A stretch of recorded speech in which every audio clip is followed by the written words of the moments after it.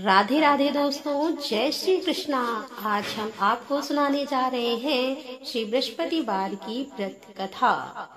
भारतवर्ष में एक प्रतापी और दानी राजा राज्य करता था। वह नित्य गरीबों और ब्राह्मणों की सहायता करता था। यह बात इसकी रानी को अच्छी नहीं लगती थी। वह ना ही गरीबों को दान देती और ना ही भगवान का पूजन करती थी, और राजा को भी दान देने से मना किया करती थी। एक दिन राजा शिकार खेलने वन को गए हुए थे, तो रानी महल में अकेली थी। उसी समय बृहस्पति देव साधु के वेश में राजा के महल में भिक्षा के लिए गए और भिक्षा मांगी। रानी ने भिक्षा देने से इनकार कर दिया और कहा कि हे साधु महाराज, मैं तो दान पुण्य से तंग आ गई हूँ। मेरा पति सारा धन लुटाते रहते हैं। मेरी इच्छा है कि हमारा धन नष्ट हो जाए, फिर ना रहेगा बांस और ना बजेगी बांसुरी। साधु ने कहा कि देवी, तुम तो बड़ी विचित्र हो। धन संतान तो सभी चाहते हैं, पुत्र और लक्ष्मी तो पापी के घर में भी होने चाहिए। यदि तुम्हारे पास अधिक धन है तो भूखों को भोजन दो, प्यासों के लिए प्याऊ बनवाओ और मुसाफिरों के लिए धर्मशालाएं खुलवाओ। जो निर्धन अपनी कुंवारी कन्याओं का विवाह नहीं कर सकते, उनका विवाह करा दो। ऐसे और कई काम हैं जिनके करने से तुम्हारा यश लोक परलोक में फैलेगा। परंतु रानी पर उपदेश का कोई प्रभाव न पड़ा। वह बोली कि महाराज, आप मुझे कुछ न समझाएं। मैं ऐसा धन नहीं चाहती जो हर जगह बांटती फिरूं। साधु ने उत्तर दिया, यदि तुम्हारी ऐसी इच्छा है तो तथास्तु। तुम ऐसा करना कि बृहस्पतिवार को घर लीपकर पीली मिट्टी से अपना सर धोकर स्नान करना, भट्टी चढ़ाकर कपड़े धोना। ऐसा करने से आपका सारा धन नष्ट हो जाएगा। इतना कहकर वह साधु महाराज वहाँ से आलोप हो गए, यानी कि अंतर ध्यान हो गए। साधु के अनुसार कई बातों को पूरा करते हुए रानी को केवल 3 बृहस्पतिवार ही बीते थे कि उसकी समस्त धन संपत्ति नष्ट हो गई। भोजन के लिए राजा का परिवार तरसने लगा। एक दिन राजा ने रानी से बोला कि हे रानी, तुम यहीं रहो, मैं दूसरे देश को जाता हूँ, क्योंकि यहाँ पर सभी लोग मुझे जानते हैं, इसलिए मैं कोई छोटा कार्य नहीं कर सकता। ऐसा कहकर राजा परदेश चला गया। वहाँ पर वह जंगल से लकड़ी काट कर लाता और शहर में बेचता। इस तरह वह अपना जीवन व्यतीत करने लगा। इधर राजा के परदेश जाते ही रानी और दासी दुखी रहने लगे।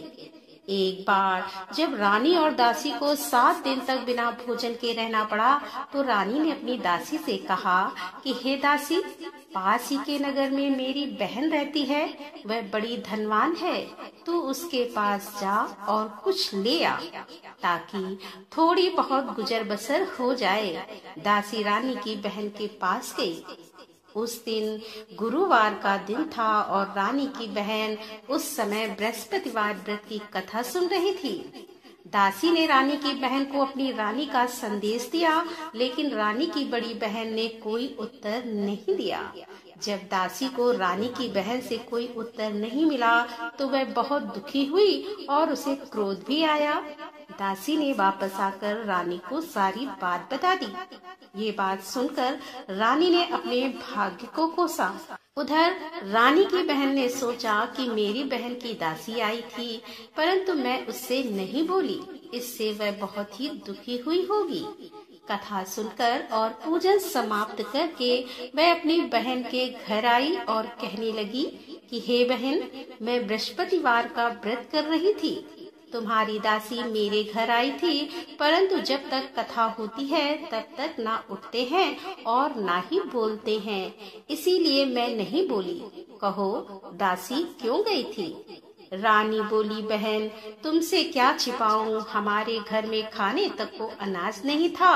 ऐसा कहते कहते रानी की आंखें भर आईं। उसने दासी समेत पिछले 7 दिनों से भूखे रहने तक की बात अपनी बहन को विस्तार पूर्वक सुना दी। रानी की बहन बोली, देखो बहन, भगवान बृहस्पति देव सबकी मनोकामनाओं को पूर्ण करते हैं। देखो, शायद तुम्हारे घर में अनाज रखा हो। पहले तो रानी को विश्वास नहीं हुआ, पर बहन के आग्रह करने पर उसने अपनी दासी को अंदर भेजा तो उसे सचमुच अनाज से भरा एक घड़ा मिल गया। यह देखकर दासी को बड़ी हैरानी हुई। दासी रानी से कहने लगी कि हे रानी, जब हमको भोजन नहीं मिलता था, हम व्रत ही तो करते थे, इसीलिए क्यों ना इससे व्रत और कथा की विधि पूछ ली जाए, ताकि हम भी व्रत कर सके।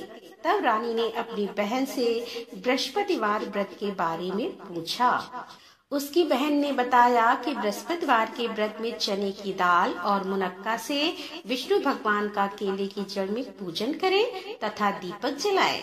व्रत कथा सुने और पीला भोजन ही करें, इससे बृहस्पति देव प्रसन्न होते हैं। व्रत और पूजन विधि बताकर रानी की बहन अपने घर को लौट गई। 7 दिन के बाद जब गुरुवार आया तो रानी और दासी ने व्रत रखा। घुड़साल में जाकर चना और गुड़ लेकर आई। फिर उसने केले की जड़ तथा विष्णु भगवान का पूजन किया। अब पीला भोजन कहाँ से आए, इस बात को लेकर दोनों बहुत दुखी थी। चूँकि उन्होंने व्रत रखा था, इसीलिए बृहस्पति देव उनसे प्रसन्न थे। इसीलिए वे एक साधारण व्यक्ति का रूप धारण कर 2 थालों में सुंदर पीला भोजन दासी को दे गए। भोजन पाकर दासी प्रसन्न हुई और फिर रानी के साथ मिलकर भोजन ग्रहण किया।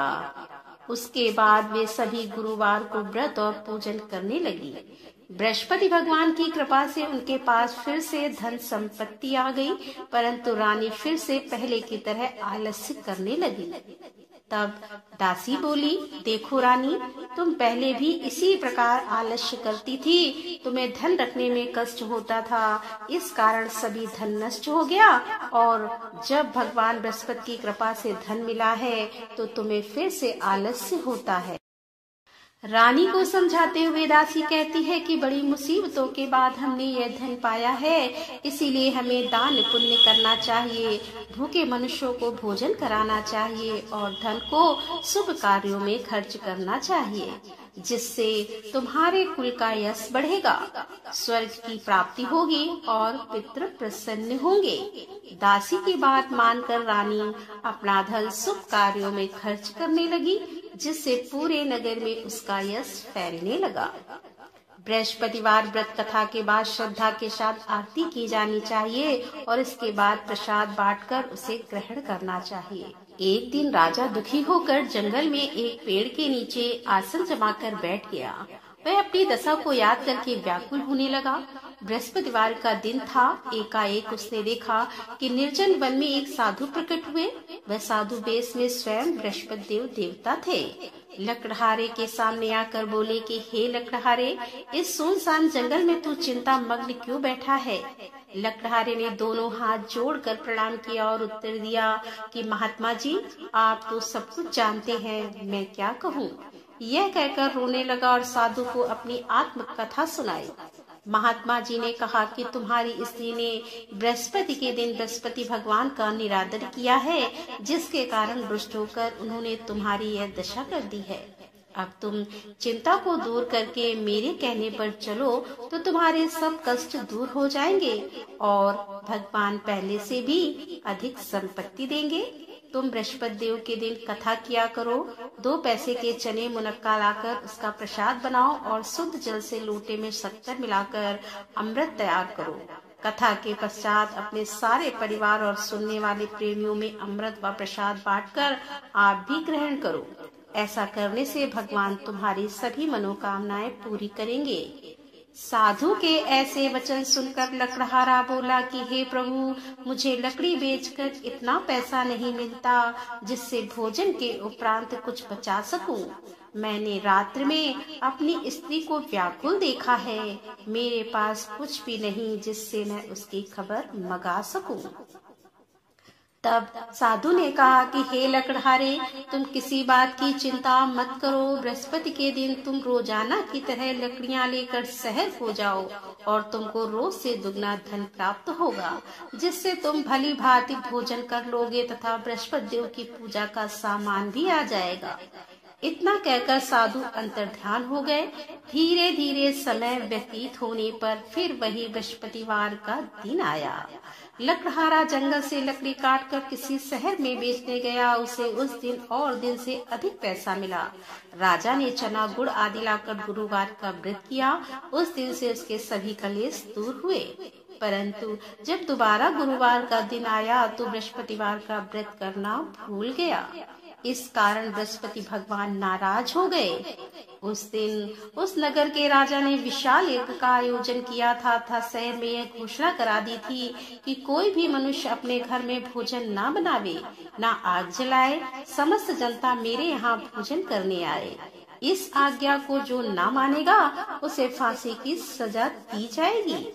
इस तरह की घोषणा संपूर्ण नगर में करवा दी गई। राजा की आज्ञा के अनुसार शहर के सभी लोग भोजन करने गए, लेकिन लकड़हारा कुछ देर से पहुंचा। इसीलिए राजा उसको अपने साथ घर ले गए और ले जाकर भोजन करा रहे थे। तो रानी की दृष्टि उस खूंटी पर पड़ी जिस पर उसका हार लटका हुआ था। वह वहां पर दिखाई नहीं दिया। रानी ने निश्चय किया कि मेरा हार इस मनुष्य ने चुरा लिया है। उसी समय सिपाहियों को बुलाकर उसको कारागार में डलवा दिया। जब लकड़हारा कारागार में पड़ गया और बहुत दुखी होकर विचार करने लगा कि ना जाने कौन से पूर्व जन्म के कर्म से मुझे यह दुख प्राप्त हुआ है, और उसी साधु को याद करने लगा जो उसे जंगल में मिला था। उसी समय तत्काल बृहस्पति देव साधु के रूप में प्रकट हुए और उसकी दशा को देखकर कहने लगे कि अरे मूर्ख, तूने बृहस्पति देव की कथा नहीं करी, इस कारण तुझे दुख प्राप्त हुआ है। अब चिंता मत कर, बृहस्पतिवार के दिन कारागार के दरवाजे पर 4 पैसे पड़े मिलेंगे। उनसे तू बृहस्पति देव की पूजा करना, तेरे सभी कष्ट दूर हो जाएंगे। बृहस्पति के दिन उसे 4 पैसे मिले। लकड़हारे ने कथा कही। उस रात बृहस्पति देव ने उस नगर के राजा को स्वप्न में कहा कि हे राजा, तुमने जिस आदमी को कारागार में बंद कर दिया है वह निर्दोष है, वह राजा है, उसे छोड़ देना। रानी का हार उसी खूंटी पर लटका है। अगर तू ऐसा नहीं करेगा तो मैं तेरे राज्य को नष्ट कर दूंगा। इस तरह रात्रि के स्वप्न को देखकर राजा प्रातः काल उठा और खूंटी पर हार देकर लकड़हारे को बुलाकर क्षमा मांगी तथा लकड़हारे को योग्य सुंदर वस्त्र आभूषण देकर विदा कर दिया। बृहस्पति देव की आज्ञा के अनुसार लकड़हारे अपने नगर को चल दिया। राजा जब अपने नगर के निकट पहुंचा तो उसे बड़ा ही आश्चर्य हुआ। नगर में पहले से अधिक बाग, तालाब, कुएं तथा बहुत सी धर्मशालाएं, मंदिर आदि बन गए थे। राजा ने पूछा कि यह किसके बाग और धर्मशालाएं हैं। तब नगर के सब लोग कहने लगे यह सब रानी और बांदी के हैं। तो राजा को आश्चर्य हुआ और गुस्सा भी आया। जब रानी ने यह खबर सुनी कि राजा आ रहे हैं तो उन्होंने दासी से कहा कि हे दासी, देख राजा हमको कितनी बुरी हालत में छोड़ गए थे। हमारी ऐसी हालत देखकर वह लौट ना जाएं। इसीलिए तू दरवाजे पर खड़ी हो जा। और आज्ञा के अनुसार दासी दरवाजे पर खड़ी हो गई। राजा आए तो उन्हें अपने साथ लिवा लाई। तब राजा ने क्रोध करके अपनी रानी से पूछा कि यह धन तुम्हें कैसे प्राप्त हुआ है।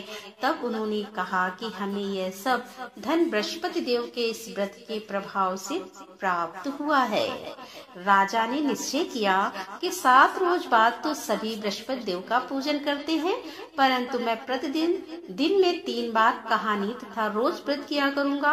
अब हर समय राजा के दुपट्टे में चने की दाल बंधी रहती तथा दिन में 3 बार कहानी कहता। एक रोज राजा ने विचार किया कि चलो अपनी बहन के यहाँ हो आए। इस तरह निश्चय कर राजा घोड़े पर सवार हो अपनी बहन के यहाँ चल दिया। मार्ग में उसने देखा कि कुछ आदमी एक मुर्दे को लिए जा रहे हैं। उन्हें रोककर राजा कहने लगा कि अरे भाइयों, मेरी बृहस्पति देव की कथा सुन लो। वे बोले, लो हमारा तो आदमी मर गया है और इसको अपनी कथा की पड़ी है। परंतु कुछ आदमी बोले, अच्छा कहो, हम तुम्हारी कथा भी सुनेंगे। राजा ने दाल निकाली और जब कथा आदि हुई तो मुर्दा हिलने लग गया। और जब कथा समाप्त हो गई तो राम राम करके मनुष्य उठकर खड़ा हो गया। आगे मार्ग में उसे एक किसान खेत में हल चलाता मिला। राजा ने उसे देख और उससे बोले कि अरे भैया, तुम मेरी बृहस्पतिवार की कथा सुन लो। किसान बोला, जब तक मैं तेरी कथा सुनूंगा तब तक 4 हरया जोत लूंगा। जा अपनी कथा किसी और को सुनाना। इस तरह राजा आगे चलने लगा। राजा के हटते ही बैल पछाड़ खाकर गिर गए तथा किसान के पेट में बड़ी जोर का दर्द होने लगा। उस समय उसकी माँ रोटी लेकर आई। उसने जब ये देखा तो अपने पुत्र से सब हाल पूछा और बेटे ने सभी हाल कह दिया। तो बुढ़िया दौड़ी दौड़ी उस घुड़सवार के पास गई और उससे बोली कि मैं तेरी कथा सुनूंगी, तू अपनी कथा मेरे खेत पर चलकर ही कहना। राजा ने बुढ़िया के खेत पे जाकर कथा कही, जिसके सुनते ही वह बैल उठकर खड़े हुए तथा किसान के पेट का दर्द भी बंद हो गया। राजा अपनी बहन के घर पहुंचा। बहन ने भाई की खूब मेहमानी की। दूसरे रोज प्रातः काल राजा जगा तो वह देखने लगा कि सब लोग भोजन कर रहे हैं। राजा ने अपनी बहन से कहा कि ऐसा मनुष्य है जिसने भोजन नहीं किया हो, मेरी बृहस्पतिवार की कथा सुन ले। बहन बोली कि भैया, ये देश ऐसा ही है कि पहले यहाँ लोग भोजन करते हैं और बाद में अन्य काम करते हैं। अगर कोई पड़ोस में हो तो देखाऊं। वह ऐसा कहकर देखने चली गई, परंतु उसे कोई ऐसा व्यक्ति नहीं मिला जिसने भोजन ना किया हो। अतः वह एक कुम्हार के घर गई जिसका लड़का बीमार था। उसे मालूम हुआ कि उनके यहाँ 3 रोज से किसी ने भोजन नहीं किया है। रानी ने अपनी भाई की कथा सुनने के लिए कुम्हार से कहा। वह तैयार हो गया। राजा ने जाकर बृहस्पतिवार की कथा कही, जिसको सुनकर उसका लड़का ठीक हो गया। अब तो राजा की प्रशंसा होने लगी। एक रोज राजा ने अपनी बहन से कहा कि हे बहन, हम अपने घर को जाएंगे और तुम भी तैयार हो जाओ। राजा की बहन ने अपनी सास से कहा। सास ने कहा, हाँ चली जा, परंतु अपने लड़कों को मत ले जाना, क्योंकि तेरे भाई के तो कोई औलाद नहीं है। बहन ने अपने भैया से कहा कि हे भैया, मैं तो चलूंगी पर कोई बालक नहीं जाएगा। राजा बोला, जब कोई बालक नहीं चलेगा तब तुम ही क्या करोगी। बड़े दुखी मन से राजा अपने नगर को लौट आया। राजा ने अपनी रानी से कहा कि हम निर्वंशी हैं, हमारा मुंह देखने का धर्म नहीं है और कुछ भोजन आदि नहीं किया। रानी बोली कि हे प्रभु, बृहस्पति देव ने हमें सब कुछ दिया है, वह हमें औलाद अवश्य देंगे। उसी रात को बृहस्पति देव ने राजा से स्वप्न में कहा कि हे राजा, उठ, सभी सोच त्याग दे, तेरी रानी गर्भ से है। राजा की यह बात सुनकर बड़ी खुशी हुई। 90 महीने में उसके गर्भ से एक सुंदर पुत्र पैदा हुआ। तब राजा बोला कि हे रानी, स्त्री बिना भोजन के रह सकती है पर बिना कहे नहीं रह सकती। जब मेरी बहन आए तो तुम उससे कुछ मत कहना। रानी ने सुनकर हाँ कर दिया। जब राजा की बहन ने यह शुभ समाचार सुना तो वह बहुत खुश हुई तथा बधाई लेकर अपने भाई के यहाँ आई। तभी रानी ने कहा कि घोड़ा चढ़कर तो नहीं आई, गधा चढ़ी आई। राजा की बहन बोली कि भाभी, मैं इस प्रकार ना कहती तो तुम्हें औलाद कैसे मिलती।